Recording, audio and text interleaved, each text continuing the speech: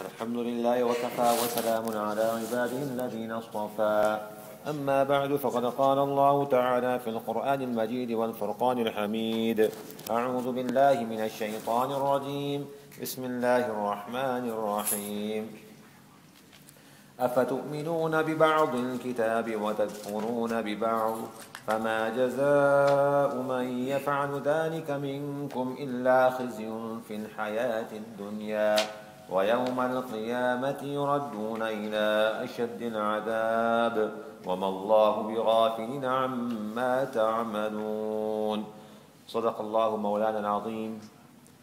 My fellow respected Muslim brothers and sisters in Islam, if we were to examine the current Muslim condition, sadly there is not a place in the world in which Muslims are not being talked about, Muslims are not being questioned, Muslims are not being put down for their belief in Allah and Rasul sallallahu ta'ala wa sallam. It's a reality that we all have to contend with. Even in our country, the United States, we know full well, regardless of how modern you may act or be, the fact that you are a Muslim, someone has asked you or will ask you at some point or the other, are you one of them? As one brother said it, he says, the reason why I stopped drinking alcohol and stopped gambling is because while I was doing those actions, the person that I was doing it with asked me, are you one of them fundamentalists? He says, at that time I realized, even though I'm soaked in the wrong itself, I'm being questioned as to how religious I am. So my brothers and sisters in Islam, if we are to examine, Muslims are suffering in every part of the world. Some are being burnt, some are being tortured, some are being blatantly oppressed, some are being unfortunately raped. And this is a reality that we have to deal with to such an extent that each one of these actions can be taken part upon Muslims, and Muslims cannot even say a word regarding it. How is it that if I make a claim against, for example, another group out there, whether it's an Italian or whether it's a Jewish group, immediately there is a defense and someone will tell me that I am wrong to say something bad against them. And yes, I agree, I do not have the right to say bad things about other people. But yet, if it's a slip of the tongue, they will have a defense. Their defense will be so strong that this entire masjid could be full, but if they wanted my resignation, they will be able to walk into this masjid and get my resignation, and you will not be able to do a thing about it. Yet, there are videos, there are proof that Muslims are being burnt, Muslims are being raped, Muslim lands are being taken, Muslim lands are being taken by other Muslims. Yet no one can do a single thing about it. And the question remains, how can such brutality be exercised against the people? My brothers and sisters in Islam, this is absolutely nothing new. If you look at the time of Rasulullah sallallahu alaihi wasallam and the time of the Sahaba radiallahu ta'ala an, matters were no different. The Sahaba too were tortured. The Prophet sallallahu alaihi wasallam himself was also tortured. They were also hurt. They were also laughed at. They were also mocked at. They also had to leave one area and go to another area. They had to also be separated from their families. Rasulullah ﷺ cried. He was separated from his own daughters. When a companion came many years later and said, I saw your daughter in such and such faraway place. I was so happy to see them. I saw the husband and wife. They were walking from one point to another. Rasulullah ﷺ smiled. He was happy. Why was he happy? Because he had feelings. Why was he content? Because I'm hearing about my daughter, even though I'm separated from my daughter, even though I'm the Prophet of Allah. So the question remains, how did they endure and how did they overcome their given pain, their given sorrow, their given grief, their given awkwardness in that environment? And I'll tell you one simple way they overcame it. For example, they're digging in the trench. Sahaba is digging, and the leader of the people, Rasulullah ﷺ, himself is also digging. Not just an inspector looking down, okay, dig over there, you missed that part, hey, you go over there. You know what, you guys are not doing a good job, I'm getting another crew coming in tomorrow. No, it was not like that. They were digging, and he was digging. Some riwayah also have it, they had tied stone to their belly. And he also had, Rasulullah ﷺ had stone tied to his belly. The situation is bleak. All you see is darkness. Darkness meaning nothing but grief, nothing but pain. And you are digging a trench. All of a sudden Rasulullah ﷺ says, and what does he say? He said the following: a time will come when the empires would fall and you would reign over them. Imagine you are living in a closet for a moment. Imagine you living in your car. You have no job. You don't have much, and someone tells you a day will come when you own a skyscraper. What are you going to look at that person and say? Someone will tell you, wealth and wealth upon wealth, luxury upon luxury will fall upon you. You will say, brother, I'm living in this car. I need money for gas. What are you talking about a skyscraper here? Just give me a few things to eat. But when Rasulullah ﷺ said to them, a time will come when you will have the empires falling down. Even though today you are digging in a ditch with a stone wrapped around you, without you having basic food, they never questioned Rasulullah ﷺ. They said, if you are saying this, we agree.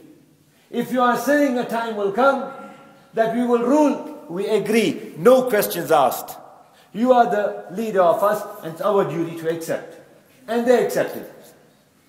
My brothers and sisters in Islam, the Quran says, أَفَتُؤْمِنُونَ بِبَعْضِ الْكِتَابِ وَتَكْفُرُونَ بِبَعْضِ.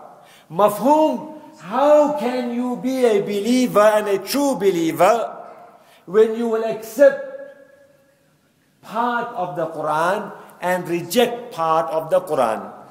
How can you accept part of deen and not accept part of deen?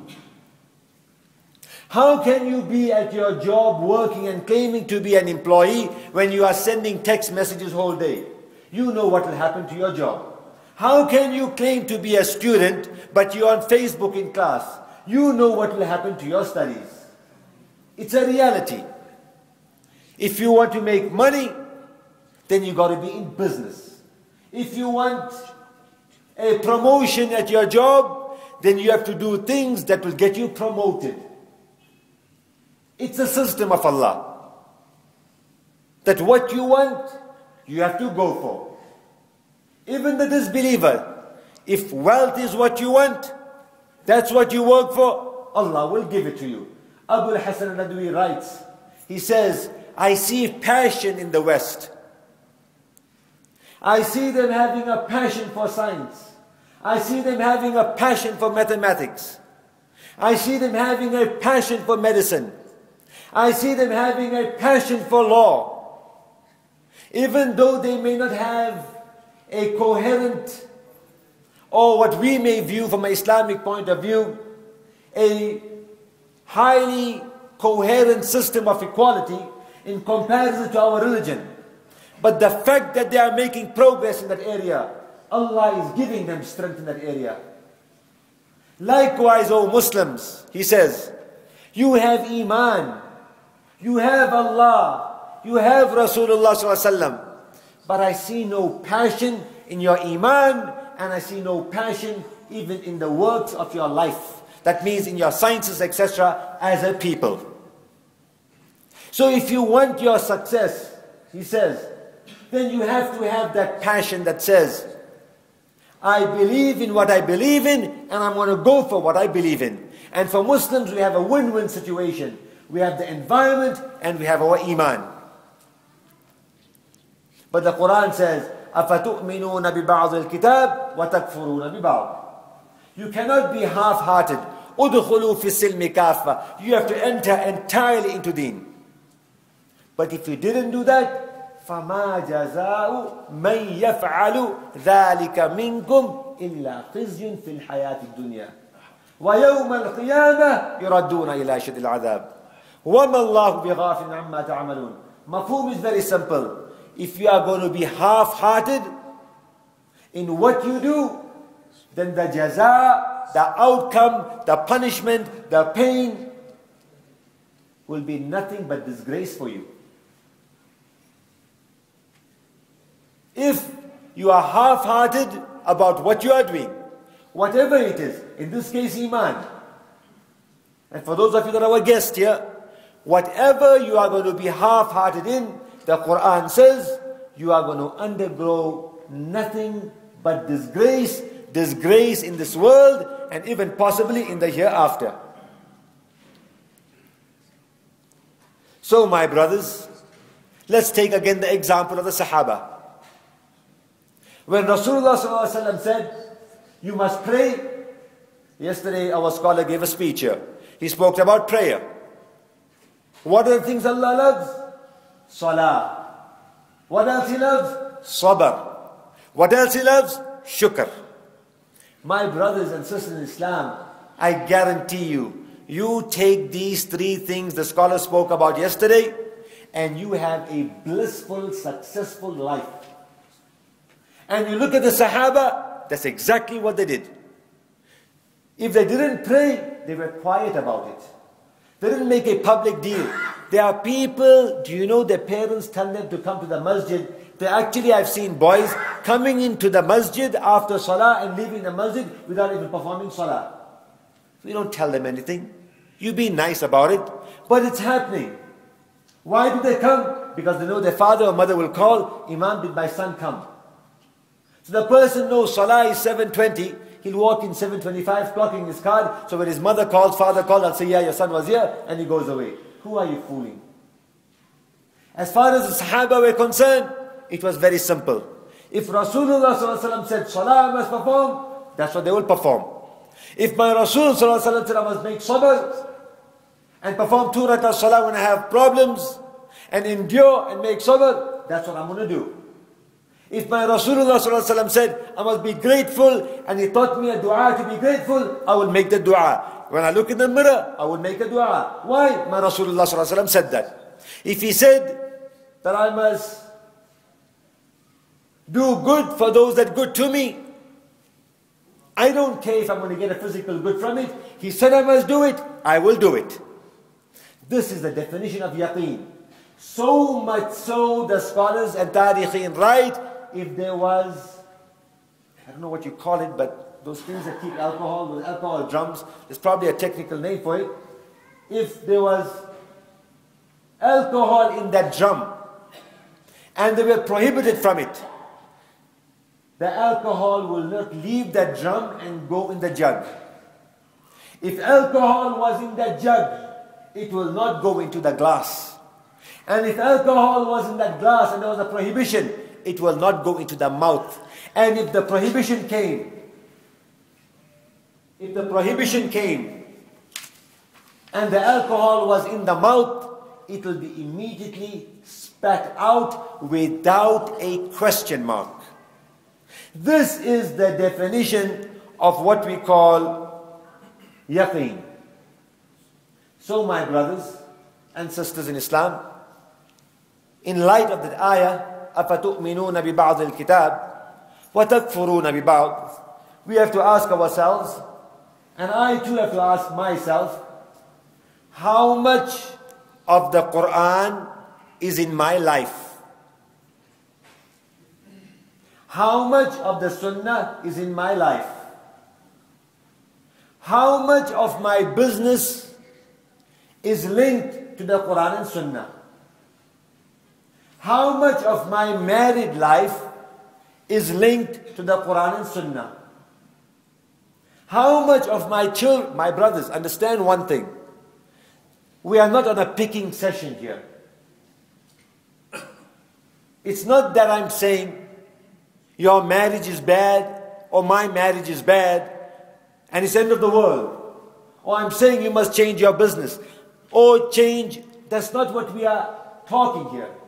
We are asking for a self-evaluation. The hadith says, evaluate yourself before others evaluate you. So I am in no position of evaluating you. But it's a fair question. And the question is, again, how much of the Quran is in my life? How much of the Quran is in my business life? How much of the Quran is in the life of my marriage? How much of the Quran is in my student life? And the list goes on and on. When you are able to answer this question, then you'll be able to look at the second layer. And the second layer is, no wonder I have family problems. No wonder I have social issues. No wonder I have a problem with my son or daughter. No wonder I have a problem with my grandfather or grandchild. Now that we know why we have the problem, as believers, it is only our duty to resolve that problem. You know, Imam Ahmad bin Hanbal said the following. There's a hadith that says, "Man taraka salah faqad kafar." Whoever doesn't perform salah, he's a kafir. Many scholars agree that the meaning of this hadith is, if you don't perform salah, you go very close to the aspect of kufr. It's very close.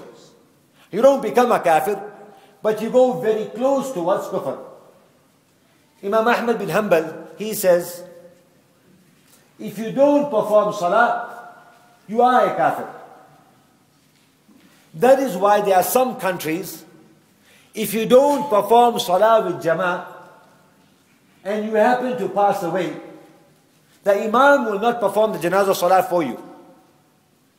In some countries, they took this hadith so seriously that they will open the hole and throw you in, without even offering you a respectable burial.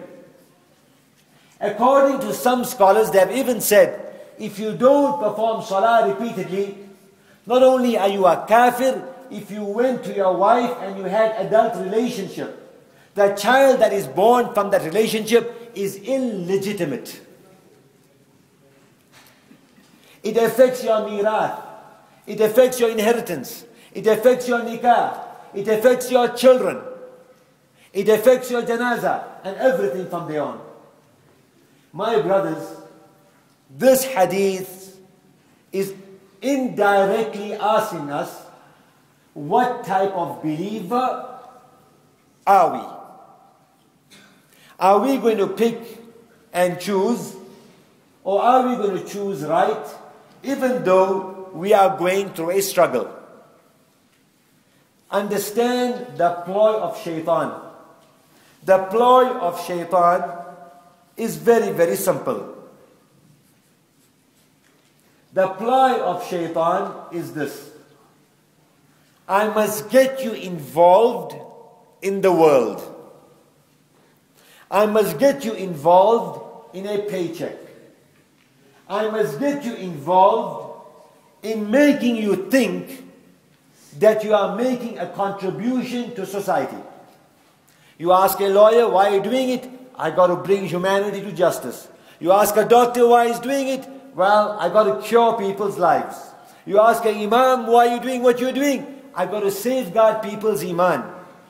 You will notice one thing, many a times, while the doctor's family is putting other families right, his own family has messed up health issues.